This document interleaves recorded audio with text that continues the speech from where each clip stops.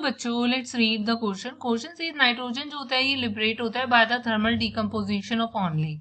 Thermal decomposition of only say thermal decomposition of only को use करते हुए आपका नाइट्रोजन जो है वो इनमें से किस में लिबरेट होगा, किससे लिबरेट होगा, ये आपको बताना है।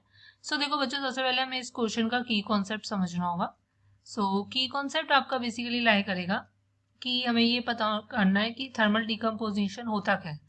देखो, डीकम्पोजिशन एक ऐसी रिएक्शन होती है जिसमें एक रिएक्टेंट आपका इन the presence of certain external factors like heat हो गया, आपके पास लाइट हो गया, वो आपका क्या है कि ब्रेक डाउन कर जाते हैं two more than one products, right.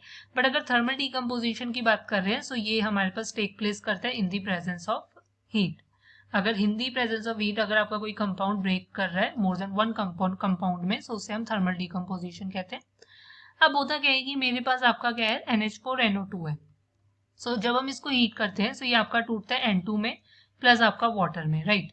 यहीं पर अगर मैं NaNH3 लेती हूँ, राइट, सोडियम अजाइड जिसे कहते हैं, ये आपका टूटता है सोडियम में और आपका क्या है, नाइट्रोजन गैस का इवोल्यूशन होता है।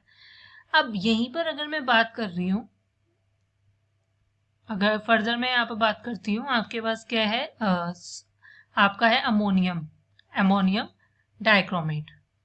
सो अगर मैं इसको हीट करती हूँ, सो ये आपका बनता है N2 plus Cr2O3 plus 4 water जो है वो बन जाता है।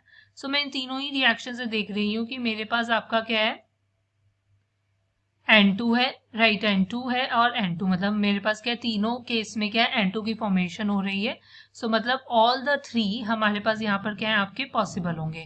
So the final answer is your option D. Hope you understand it well. Best of luck. Thank you.